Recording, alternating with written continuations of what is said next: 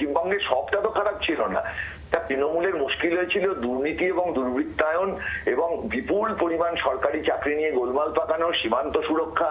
জনগণনা সংক্রান্ত বিষয় যে ফাইল, সেটা গত বছর থেকে ফেলে রাখা হয়েছিল, সেই কাজ আজ থেকে শুরু হয়ে গেল। অন্যদিকে জমি হস্তান্তর, সীমান্ত সুরক্ষিত রাখতে হবে, সে কারণে জমি হস্তান্তরের প্রক্রিয়াও আজ থেকে শুরু হয়ে গেল। মুখ্য সচিব তা দেখবেন।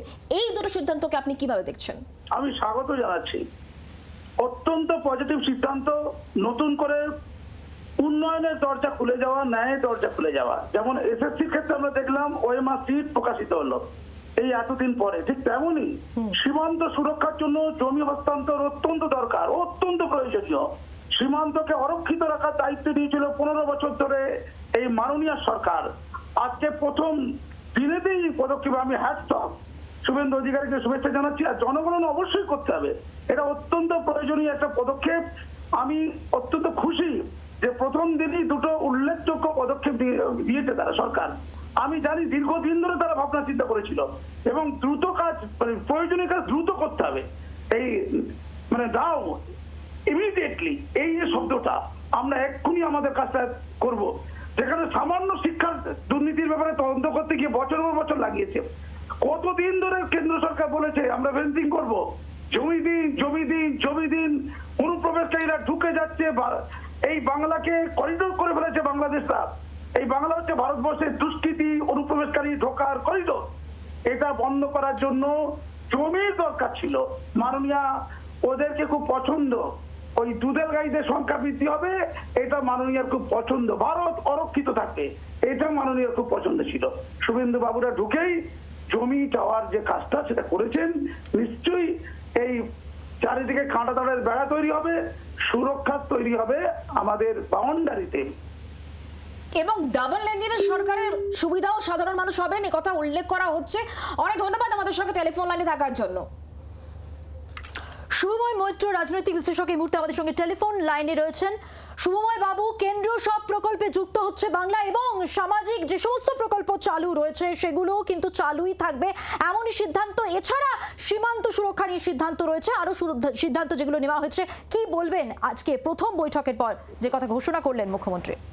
দেখুন, একটি রাজনৈতিক দল যখন নতুন ক্ষমতায় আসে সেই সময় সবকিছু বেশ ইতিবাচক দৃষ্টিভঙ্গিতে দেখা হয় এবং একেবারে সেটা হচ্ছে 2014-তে যখন বিজেপি কেন্দ্রে আসে তখনও 100 দিনের গল্প, তার আগেও তারা প্রচুর সমালোচনা করে তারপর সেটা চালু রেখেছেন। অর্থাৎ যদিও বিজেপি একটি হিন্দু রাষ্ট্রবাদী দল এবং অনেকে তাকে দক্ষিণপন্থী বলেন, কিন্তু এটা মাথায় রাখতে হবে যে তারা দিনের শেষে কিন্তু ভারতের যে আপামর জনসাধারণ, যারা নিম্নবিত্ত মানুষই তো আমাদের ভোটারদের একটা বড় অংশ, তারাই তো দেশটাকে চালান। ফলে তাদের কিন্তু যে যে বিষয়গুলিতে তাদের সুবিধে হয় সেই বিষয়গুলি বিজেপি এসে বন্ধ করে দিয়েছে। এরকম উদাহরণ কিন্তু খুব বেশি নেই। ফলে একই রকম ভাবে পশ্চিমবঙ্গের যে সামাজিক জনমুখী প্রকল্প লক্ষ্মীর ভান্ডারের মতো, তাতে তো তার অনেক পরবর্তীকালে তার ইকোনমিক যে ইমপ্লিকেশনস কি আছে, অর্থনীতিতে কি প্রভাব ফেলবে, এই প্রশ্নগুলো আছে। কিন্তু যে মানুষগুলি সেই সুবিধে পাচ্ছেন, বিজেপি হঠাৎ করে সেটা বন্ধ করতে যাবে এই ধরনের ভাবনা তাদের মধ্যে আছে বলে আমার মনে হয় না। ফলে তারা একেবারেই একটি সঠিক সিদ্ধান্ত নিয়েছেন। যেগুলো ভালো ছিল, পশ্চিমবঙ্গে সবটা তো খারাপ ছিল না। তৃণমূলের মুশকিল হয়েছিল দুর্নীতি এবং দুর্বৃত্তায়ন এবং বিপুল পরিমাণ সরকারি চাকরি নিয়ে গোলমাল পাকানো, সীমান্ত সুরক্ষা, সেই জায়গাগুলো অবশ্যই বিজেপি সামলাবে। কিন্তু একই সঙ্গে লক্ষ্মীর ভান্ডার বা কিছু রাস্তাঘাট ভালো হয়েছিল, আলো ভালো হয়েছিল, সেইগুলো কেন তারা বন্ধ করবেন? তারা সরকারে এসেছেন, তাদের একটি পেছনে আছে আরএসএস, যারা একটি সমাজ সেবী সংগঠন, এবং সামনে বিজেপি। তারা রাজনৈতিকভাবে হয়তো অনেক আপোষ করেন, অন্য দলের মানুষদের সঙ্গে নেন, কিন্তু দিনের শেষে নীতির জায়গায় তারা একটি মতাদর্শ নিয়ে চলেন। মতাদর্শ অনেকের পছন্দ না হতে পারে, কিন্তু এই মুহূর্তে নিম্নবিত্ত মানুষের জন্য তারা যে সিদ্ধান্তগুলো নেবেন, এটা ভোটের উপর আমরা বিশ্বাস করেছিলাম। শুধুমাত্র এই সামাজিক প্রকল্প সংক্রান্ত সিদ্ধান্তই নয়, সেই সঙ্গে জনগণনা, বৃহত্তর স্বার্থে জনগণনা জরুরি, যা 1 বছর ধরে তৃণমূল সরকার ফেলে রেখেছিল।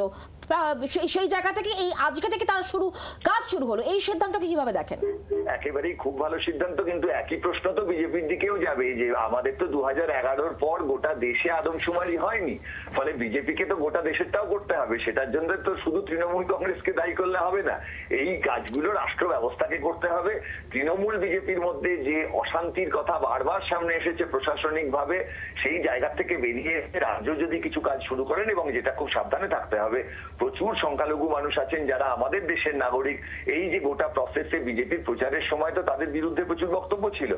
সেই জায়গাটায় নিম্নবিত্ত মানুষ যারা আমাদের দেশের নাগরিক বলে নিজেদের মনে করেন এবং সংখ্যালঘু মানুষ, তাদেরও কাজগুলো ভালোভাবে করার চেষ্টা করা নিশ্চয়ই করবেন রাজ্য সরকার। তারা ক্ষমতায় সেদিকে এসেছেন অবশ্যই একটা আমাদের নতুন- নজর থাকবে। অনেক ধন্যবাদ আমাদের সঙ্গে টেলিফোন লাইন। বাংলার আওয়াজ, বাঙালির আবেগ, জি 24 ঘন্টা।